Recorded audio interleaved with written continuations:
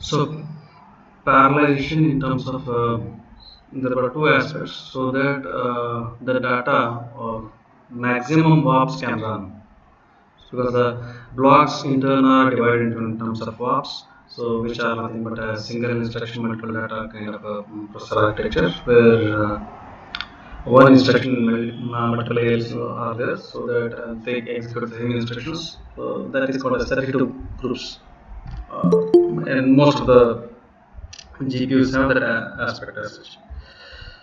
Okay. So in that again there was a reduction, and we also discussed about the convergence and divergence aspects of the loops of the branching instructions. Whenever you encounter a for loop or the if or any other conditions, so there will be at maximum two iterations, one for the all true conditions and all false conditions, and the third one will be the mixed conditions whenever you mix up the chances. Otherwise, a straightforward loops will have a two iterations as such, all true, all false. And hence, so even in spite of parallelization, you require at least two cycles or 2 time units for computing all true threads and all false threads, something of that sort. Later part, we are moving towards something which is more towards scientific computations, DSP in particular. And convolution is one of the basic element or basic aspect of DSP or string processing, where it serves as something like a transfer function. So there is a stream of input string, and it gets manipulated with respect to a transfer function or something, or HFF or a convolution function, HFN, whatever you have. So depending on that, the output is manipulated, right? So it is somewhere similar to weighted sum or weighted average kind of sum. Most precisely weighted sum for this example, whatever you are considering as a convolution as such. Whenever you are considering or the attempting to do the convolution with respect to the massive parallel processing or parallel computing, what are the implications or repercussions that can be faced when you apply for parallel computations? So that will be addressed in this particular session as such. Okay, somebody has come. I asked you to go through those. So these videos playlist I have shared across you. So maybe the first link I shared, and later I thought I will not be browsing it. So all the entire 36 lectures with the same Venni kind of stuff. So 19th lecture is what we are covering right now. Heterogeneous parallel computing. So the entire 8 chapter is covered in 2 lectures, approximately 1 hour. So my plan is I am covering 30 minutes, whatever he has covered in this slides. Same. Okay. So lab sessions, these slides are not an important parallel computation aspect, because most widely used in most of the DSP of the digital signal processing as such. So image, video, speech, whatever you can think of signal processing, wherever signal processing is there will be a convolution, and that's how we go about it. So essentially about how do you manage mask and if I say that FFN and HFN are there, how do you arrange them so that you are able to compute the convolutions? So most of linear or circular convolutions, whatever you have learned. So m plus n plus m plus n minus 1, so many elements and so on. Circular convolutions, the dimensions almost remain same and whatever the dimensions. Linear convolutions, we have that formula for that matter. Most of the scientific computations will concentrate upon the circular convolution kind of aspects, where the length almost remains same. So stencil sketching is about that mapping of the elements of input to output elements whenever you are going for a convolution or convolution computations. Why we learn that critical component neural networks and deep learnings. So there were some projects I posted into a classrooms stating YOLO object detections, most often vehicle or personal identification or face recognition identifications. Whenever you do such kind of algorithms or the applications for that matter, so they in turn have their capabilities in terms of neural networks, or most oftenly, if I just want to showcase that there are 3 kinds of networks. So that has been showcased: RNN, CNN, and ANN. So convolution neural networks, that's where convolution becomes a very basic aspect of that, even in spite of the other networks, recurrent neural networks and artificial neural networks. These are the three aspects where you are providing the capability for the machine or the machine learning, deep learning, artificial intelligence, whatever you call that modern terminologies as such. Otherwise, it's a simple statistics and random theory or stochastic process as such. Yes, that's where any modern scientific application has to be involved with respect to deep learning, neural network, or machine learning, whatever you call that, involves conversion and basic aspects. That's where GPU, if it can do it better, so it can solve most of the scientific computations or scientific applications. To start with, he is giving a conversion mathematics. So f of x is converted to g of x. So most often convolution spans minus infinity to infinity, and you take a mirror image and drag it towards the others, so that the entire computation is happening.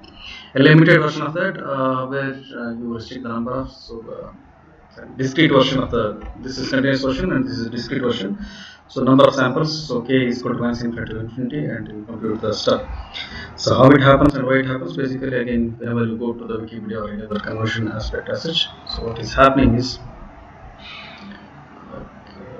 so basically one signal is taken symmetric or mirror image, and so f is converted with g whenever you take that, so mirror image of g, so then drag it till it completes. So whatever is happening across in these computations is showcased over here. So cross correlation, so how much matching is between f and g, and whenever you take that, so there's a maximum probability or some number coefficient, so that there's maximum matching kind of stuff, cross correlation. Autocorrelation, so if you are convolving the same functionality, so at this time instant the both signals are exactly matching. So there are applications for convolution that can be avoided as such. So other than that, once we know the definitions, basically this class is not meant for teaching convolution as such, but what is parallelism that is available in convolutions, basically weighted aspects. So there's a simultaneous multiplications are happening, and once the multiplications have happened or you have produced the sums, not sums, products, so then a reduction operation will go on, and you produce a final element. So we'll look into the example and then we'll see the signal processing, speech, image, video, or machine learning, why we are learning it. So most often the filter design, and he is giving you an example of what is it, Gaussian filters. So Gaussian convolution filters is more with respect to edge formations. So the edges are more pronounced, or whenever you want to have something like edge detection, or you want to make the edges more prominent in your image, so you can pass the image through the Gaussian filter. So other than that, you can have a blurring filter or the low pass filter where you can smoothen the edges. So most often it depends on the requirement, you pass through the elements or filters as such. Basically what you are doing is you are doing a weighted sums. Okay.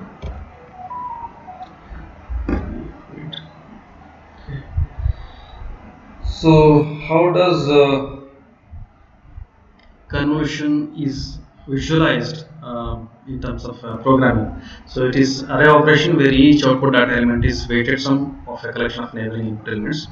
The weights are used to weighted sum calculations are defined in input mask array. So basically h of n or whatever you call that, that is the input mask array. So commonly referred to as the convolution kernel, through which you are multiplying the input array and to produce the output or to make a output.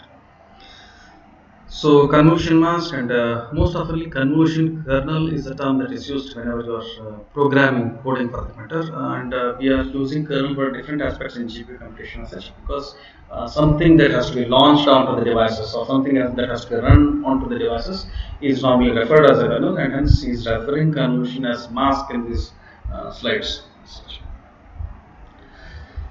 So commonly used audio processing, mask width is usually odd number of elements, so that there's a equal number distributed across the zero. So if I consider this is my zero element, so a same number of elements, or it is symmetric across the center element, and hence most often the mask will be odd numbered. Okay, 5 in this case, and for this number.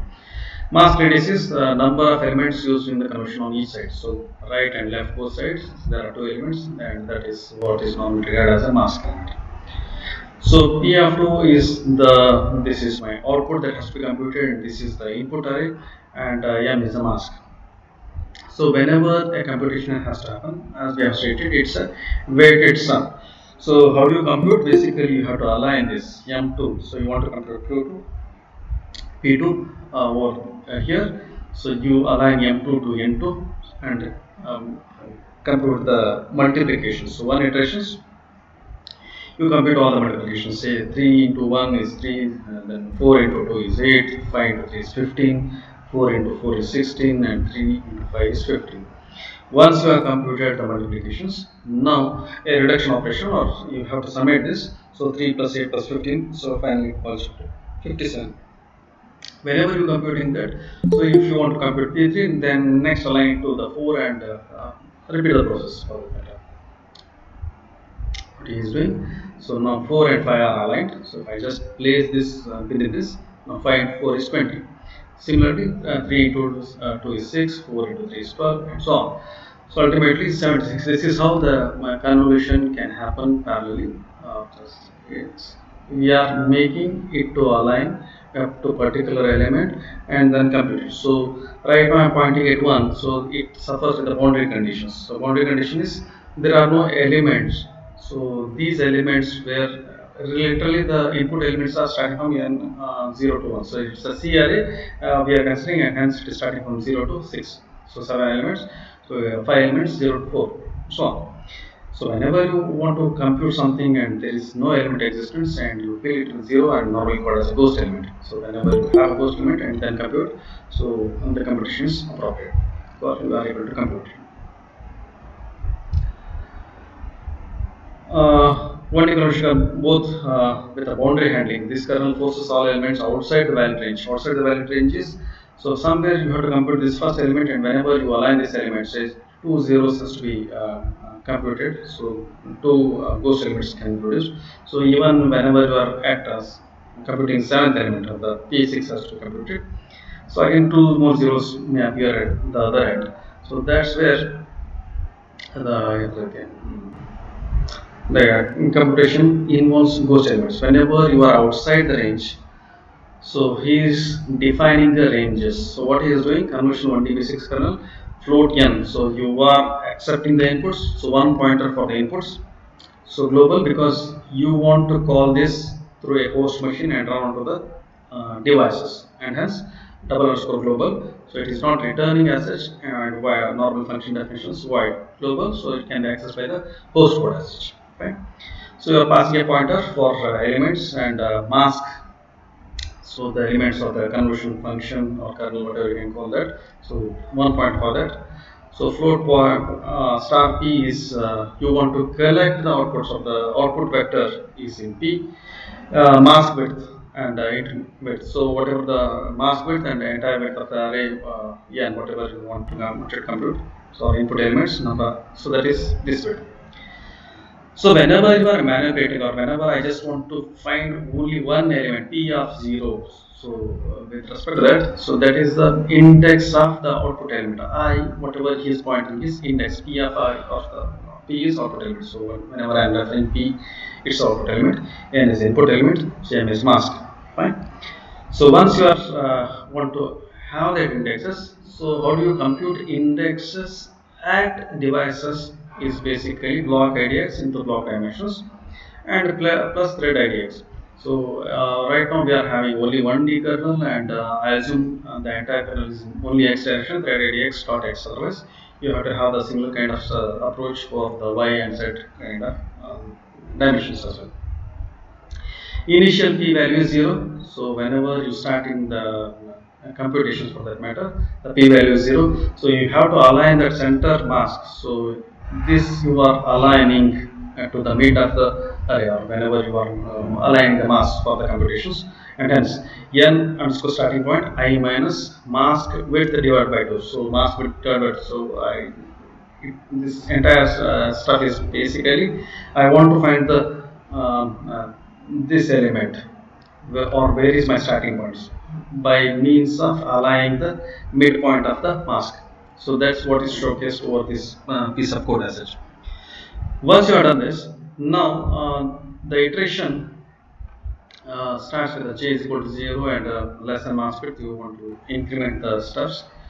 And wherever there are ghost elements or wherever the index exceeds the actual input data array. So that means you want to find out n minus 1 minus 2 something of that sort whenever, or in other cases, or in this case n plus 6 or say plus 7, 7 and 8, so on. So out of bound access to be very simple, precise as such. If it is greater than 0 or if it is less than width, so if it is well within the margin, then you are going for a computation. If you are not inside the margin, so then you are not going for a computation, then automatically p value is assigned to 0. Right? What is happening is whenever you are calling these functions, so you are checking you are well within the bounds, then you are going for a multiplication and then addition. So this is the reduction option, right? P value plus a previous multiplication is already stored in the p value, and you have to complete the iterations of j is equal to 0 to j plus plus, so until it becomes equal to mask width. So you want to compute all the multiplications and finally need not store the summations or the intermediate partial product kind of stuff. So what is happening is the previous sum is already stored in the p value, and hence whenever a new iteration re-enter the loop, so you compute one more multiplication and then addition, followed by addition. If at all you are outside the range, so automatically p value is 0 and that is assigned to that p of n. So whenever you are computing that, so you are avoiding the what is it, multiplications and additions that would have happened otherwise. Uh, why I am stating this so repetitively is because whenever we are planning for parallel computations, so whether it may be a for loop because there is a condition check which is less than mask width, so it is a if loop. If there are again conditions, it is greater than or equal to 0 or less than width. So somewhere we are speaking about convergent divergence kind of situations which are not favorable in terms of parallel computations. So previous class of the previous chapters will be what is happening is whenever you start using ifs, for, or any branch instructions, very simple. So if there are conditional checks that are happening, so then there are two conditions, one is true, another is false. The same loop runs for twice. So for all true conditions and for all false conditions, and so that there's an additional cycle incurred whenever you go for a conditional check kind of stuff. So in the same kind of scenario, now what are the implications of that? I will come to I will speak about that with respect to memory accesses with respect to computations in the later part of the slides, again 20 slides. Otherwise, if there are large number of data elements available and this convergent divergence approach is very negligent and can be accommodated, this is a very good code for that matter. Otherwise, if the mask is very small and you are going for repetitive fetching or repetitive storage of data into your memories, so maybe it's a cache or constant memory, as we'll see later part. So then it becomes a costly affair. Okay. So similarly, whenever you are going for an image processing kind of concept, so previously we have seen only one-dimensional array of the single-dimensional convolution. Now it's a two-dimensional. What is happening? Again, 1 into 1, 1, 2 into 2, 4, so 3 into 3, 9. Whenever you see this block, so this is a mask and this is the input array. Whenever you overlap this, so element-wise multiplication is happening. Once you have produced this resultant matrix or resultant array, however you call that, summation of all these elements will yield into 321. So that you have to align this number to, as we have aligned in terms of single dimension convolutions, you have to align it over here. Here also there can be ghost elements. So whenever you mask it over here, so automatically the ghost elements will be replaced by 0. So you are filling it by p value 0. That is happening automatically. And again you summate it to produce a elements. So, ghost elements or zero elements are still they are invariable parts, and you still go ahead and respect the computation. What does this kernel accomplish? N is an input image. Any idea for that matter? Even I don't know whatever 273 or how he has gone for that particular number as such. So basically, what is happening is there's a more numbers are weighted here, so that the pixels are enhanced in the center area and at the edges. So there's dot. So most oftenly, whenever you look into the matters of DCT or Fourier transforms, so what you can observe is DCT. So there are more bright cells or bright elements onto the left corner. So you have a larger multiplication factors if you are multiplying the quantization kind of aspects. So quantization then the division. So if I am dividing, so now you are multiplying it over here. If for timing it, you assume that so this is a larger cell, so it can have a larger value and the division factor can be larger, so that the number representation ultimately in terms of binary will consume lesser number of bits. That's the overall aspect of quantization if I want to speak. So pertaining to only this matrix, if I want to compute, say most oftenly, so is dividing 1 by 273 is basically that's what is happening. So dividing by larger number, you are dividing by smaller number, 16 by 273 by 26 by 273. That's what is happening. So most oftenly, left corner elements are divided by the highest numbers. So if you can have that zigzag scan element, or again, so there's a lot many reinforcing stuff that has to be embedded onto it. Otherwise, some kind of averaging is being done. So 273 is a larger number and not suitable just to image to see if I consider, because 8-bit value is a normal image processing is each pixel is normally represented by, if it is a monochrome image or this grayscale image, whenever we are seeing that 8 bits. So 8 bits means 255. 273 is a quite large number, so, and hence I don't see any value with respect to image processing as such. Elements of M are called mask and kernel filter coefficient weights. So calculation of all elements needs M. M is not changed during the grid execution. Just notice M is not changed during grid executions, so that we will have a discussion with respect to this aspect as such. M elements are accessed in the same order when calculating all P elements. So order, and they are not changing while the execution. Same is good candidate for constant memory. So while discussing the memory aspects of CUDA devices for that matter, what we had was a global memory. So global memory is what? DRAM cell. Normally the access speed is slower. So somewhere whenever I say global memory of the DRAM cell, it is taking somewhere around 500 cycles. Whatever are shared across the blocks or WAPs normally are shared in the shared memory, that is normally replicated or something termed as a L1 cache. And constant memory is one more memory, but the access speed is somewhat faster. So 5 cycles, something similar to shared memory. So cache and constant memory almost have a same access speed with respect to memory access as such. Now, if anybody can say what is cache?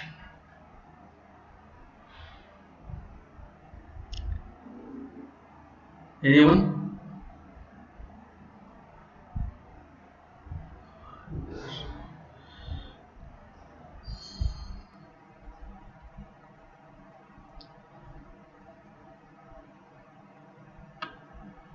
No one? Okay. So we stated something similar with respect to VM or virtual memory concept. So whenever you are building a computer, you want to have a faster memory, but faster memory comes with respect to higher cost. So there is a budget bargain or trade-off between the budget as well as the speed of memory, and hence the registers or the whatever there are intermediate stages you have inserted, so that you compensate for that speed and cost trade-off. What is happening is registers are the fastest, and say my RAM is the slowest of the global memory. DRAM is the slowest, so it takes 500 cycles and it takes 5 cycles for fetching something from the cache or register in the fetch mode. 5 cycles. RAM in the 500 cycles. Now, if I can have some things in between, say cache. So another semiconductor memory architecture which can work much faster than the DRAMs or global memory. So maybe it is 50 clock cycles if I consider, and 5 clock cycles with respect to registers. So 50 is much better than 500 cycles. That's how intermediate ladder stage has been inserted. Fine. Now, whenever you are calling that, you are working on the operands, and where exactly or what exactly you are working, or what exactly you are manipulating. You are manipulating one or the other physical memory address, right? So I'm fetching some memory from the hard disk, and that is loaded into RAM. RAM is loaded into cache. So basically, a smaller copies. So because whenever you want to map them, the sizes are not uniform or equal. What is happening is I have 1 TB hard disk which has to be mapped onto the 4 GB or 8 GB RAM, and 8 GB RAM has to be mapped onto some 100 MB of L3 cache, and so 100 MB of L3 cache has to be loaded onto 2 or 3 MB of L2 cache, and that has to be loaded onto some kinds of KBs of L1 cache. So again, L1 cache has to be loaded tens of 15s of registers. So whenever you have that larger size disparities, and the current affections are different. So whenever that is happening, what is being done is you copy the contents which are most relative. So you have a consistency mapping, and there are two algorithms. One is temporal and spatial locality. So you copy the elements which are more frequently used into the stuffs, and there are again hardware architectures that are available, translation low aside buffers, so which translates your logical address into exact physical address. And basically what is happening is you are manipulating with respect to the copies of the contents of virtual memory, because something you are manipulating at register level is copied from the cache is copied from the RAM is copied from the hard disk. So basically you are working with respect to copies, not with respect to exact contents of the data. Fine. And whenever you are making it to happen over the multi-core environment, so P1 and P2 are there are more processors for that matter who has manipulated what, and we start including a terminology called as a cache coherency. So what is meant by coherency is there is a data coherency or the consistency between data. Whenever I say register A or some location, 1000 location is storing 0xA, we are making a statement. It is true across all the memory hierarchies because it is the same copies that has to be done. But what is happening is basically a processor manipulates the nearest value. So most often registers or at the maximum L1 cache.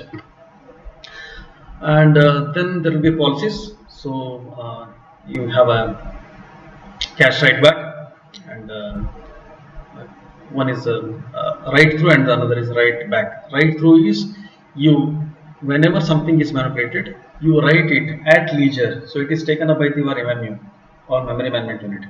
So processor starts computing something and it has corrupted some data or it has updated some data that has to be updated to the lower levels of memory. So I have manipulated register which was copied from the maybe the L1 cache. Now L1 cache has to be updated, L1 cache has updated, and that triggers it to manipulate L2, L3, then RAM, and then hard disk and so on. So that is write through.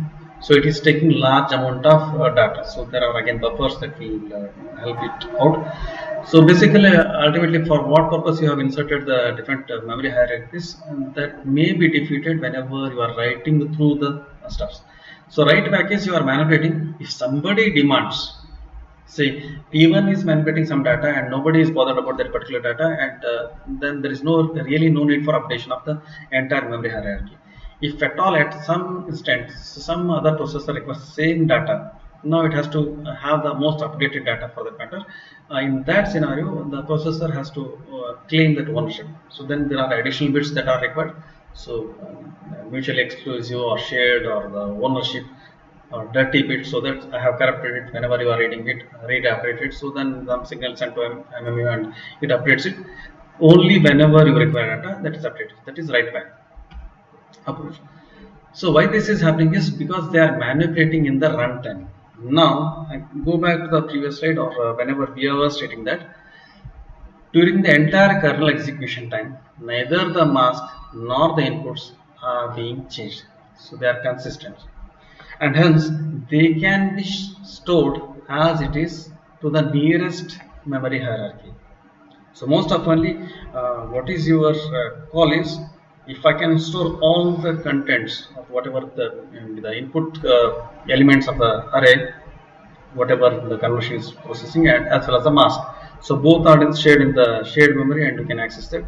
Or you can put them onto the constant memory and access, because most often 5 cycles, whatever the shared memory and constant memory, whenever you are looking into these aspects, if at all, because shared memory is with respect to block only.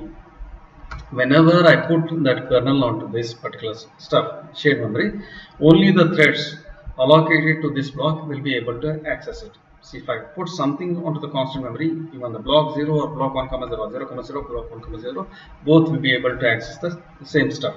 And hence, it is more prominent, or most often called as a symbol memory, symbolic memory, or constant memory, is where it becomes more prominent, and uh, something related to the memory bottleneck is eliminated. Okay, so cache can usually hold the data from several consecutive memory addresses. So that here he is speaking about spatial consistency, not temporal. So that means if you are using one element, you are using his neighbors as well. When data is requested from global memory, an entire cache line or includes the data being accessed is loaded into the cache. So is an attempt to reduce the global memory access, and in short, whenever you are exchanging memory between the memory hierarchies, there will be sizes of the currency for exchange. So whenever I want to exchange, minimum currency is 1 rupee, or not 10 paisa is not valid now, right? So something similar to that. There is a currency. Whenever you want to exchange data, you can exchange in terms of 64 KB or 10 bytes of some currency between those lines. Say whenever you are having cache lines different, and cache to the L1 cache to L2 cache, or L2 cache to L3 cache, whenever you are exchanging between those two, some currency or the some block size is fixed between them. So line antara ಅಥವಾ block size antara, basically that is fixed. So even though you want to have only 1 byte, it is not possible. You have to read the entire block. So that you want to avoid to come to the global memory repetitively. So memory bursts you want to accumulate at once. So contain around 1128 bytes from memory. So consecutive linear addresses. So as we have stated, all the elements, whether input elements or mask elements, are contained in or spatial locality. So array of cache lines and tags. So tags are the additional bits that are required to translate into the exact physical address. So tag bit design or cache bit design is out of scope of the syllabus as such, but tag bits are the additional bits that are required to compute the physical address. So normally cache stores a copy of the line, and tag records the line memory address, and hence the entire discussion of cache queries, whatever we discussed, come to picture. So now in this kind of scenario, or the parallel computation or conversion kind of a scenario, mask and input vector are not changing. They are static, and hence they can be fairly stored into the constant memory. So spatial locality data remains stored in consecutive memory. Locations are accessed consecutively. So neighbors are also required. Temporal locality, when the same data elements are accessed multiple times or repetitively with respect to time. So temporal locality and spatial locality are very good for cache coherence. Also, you want to have that speed. An execution loads and stores the data from memory. Memory access show locality loads. Normally, there is a hardware of the microcode or the hardware of the sequences which takes care of loading the data to the shared or constant memory. Okay, so that has to be done by the compiler. So then, sequence usually shows two types of locality: spatial, accessing kx multiples of the group is normally accessed, or the block is normally accessed. Temporal is repetitive access for same element or same block. When cache is full, say number of lines are full, or whenever you want to have a new line and there is no scope for it, because the resources are limited. So cache line what we have stated, the size is limited, and you want to, if I say that my RAM is 4 GB and entire 1 TB is divided into 2 GB pages as such, and simultaneously I may be accessing 3 or 4 pages. So whenever you want to access a new page which is outside whatever are available or stored onto the RAM, now you have to flush one of the page so that there is a scope for a new page has to be loaded onto them. So there will be algorithms for that, and most common algorithm is least recently used in time. So whatever is least used, that page is flushed back to the lower memory hierarchy, and fresh page is loaded to the higher memory hierarchy as such. Shared memory in CUDA is another type of temporary storage used to relieve main memory contention. In terms of distance from SMs or streaming multiprocessor, shared memory is similar to L1 cache. So because the access time is much faster, L1 cache is unlike cache, shared memory does not necessarily hold a copy of data that is also main memory. You not have a copy. It's directly because you are fetching from it. It is constant. It is not changing during the execution flow. Whereas in normal parallel computation architecture or parallel computations, what we say that there is a private and public memory kind of a concept. So private is something which is if once it is loaded into the cache of a particular processor, he can manipulate it. If somebody wants to know the data, whatever he has manipulated, he has to make a request. So then message passing and other things will have to happen. Shared memory requires explicit data transfer in different locations in the shared memory where cache does not. So caches versus shared memory, both on a chip with similar performance. Same physical allocated dynamically. Programmer controls the shared memory contents. So what has to go into the shared memory, you start indicating there was some keywords called as a double underscore shared double underscore that were being used previously stated. So that is stored in the shared memory called as crash memory. Microarchitecture automatically determines contents of a cache. So what are the contents of cache, and any operation that has to be done by that will be doing it. In case, so normally convolution or the whatever we are discussing right now is straightforward. The contents are not changed dynamically. No computation is manipulating the shared memory variables or constant variables. So we are loading into the constants because they are not changing in the during the execution flow or patterns. Modification to cache data needs to be eventually reflected back to the version data in a global memory. That is what is normal policies whatever we have discussed, right through and right back, that were to be followed whenever you are having a cache hierarchy or cache architectures. Constant cache is a special cache for constant data which will not be modified during the kernel execution by grid. So as we have stated, convolution is one such kind of parallel pattern where the data elements, so that is input elements as well as mask elements, are not being manipulated, but you are producing the output elements using both of them. And hence, if possible, you store them all of them to the constant memory. Otherwise, some in constant memory and some in the shared memory, so that you plan accordingly. And how much is the constant memory and shared memory, that depends on the CUDA device, and whenever you want to fetch it, so get CUDA device device properties. So you can fetch even the memory architecture, how much is allocated for registers and shared memory and constant memory. So then accordingly you can plan what has to be where. So GPU has constant L1 caches to support writes modification lines. Cache must have modification status, that is dirty bits will be there, or some additional bits, so that the track something has changed and you have to fetch the latest data, and some support for that. Cache for constant texture memory. Special case lines are read or read only, because most often whenever you are going for conversion, is you are reading the input elements as well as the output elements, and in the thread you are computing that multiplication and the reduction is happening into the kernels. Okay. So how do you do it? So you have a constant memory, and I want to store something into the constant memory, or what is it? Global memory. So if you are declaring something as a global variable, then it is stored by can be fetched by all the blocks as such. Whenever you want to store something as a constant memory, which again can be shared by all the blocks together, so that will be with respect to the CUDA memcopy to symbol. So host code with an example again, how to declare that particular variable. So constant float MC mask width, so whatever you are storing, and he's going for some randomization, so that the numbers are stored over there in the mask. I think let's stop here. In notes, please post it onto the classroom message.